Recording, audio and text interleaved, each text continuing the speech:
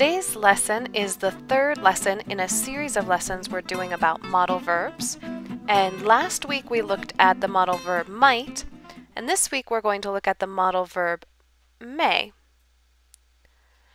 Remember that modal verbs in English are really important because they help soften your speech and they add tone and feeling to your speech.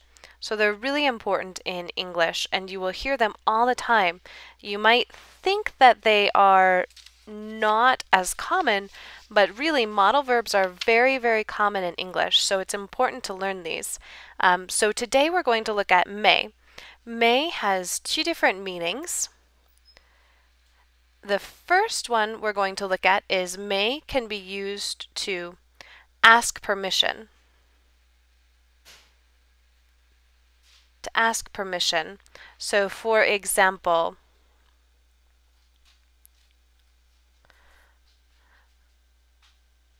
and this is a polite way to ask for permission. So for example, may I sit here? You might say this if you were on a train or a subway and there was an empty seat. You could say, may I sit here? Yes, so this is a polite way to ask for permission. The second meaning of may is for possibility. This is the same as might. Yes, this is the same as might as we looked at last week. So let me give you an example. In the present form, we could say, she may be sick.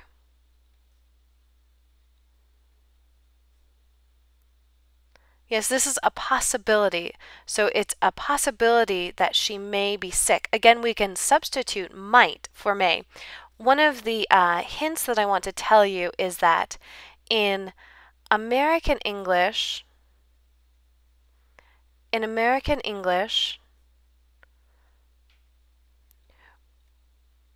we use might. But in British English,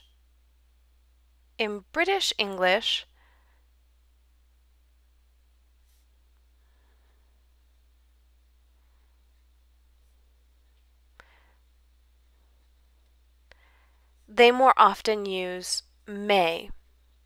So that's a little hint for you of when to use might or may. They have basically the same meaning when you use them for possibility. When you use them for possibility, they mean basically the same thing, might and may. But in American English, we use might more often, and in British English, they use may more often. So that's a hint. Now let's take a look at the past. In the past,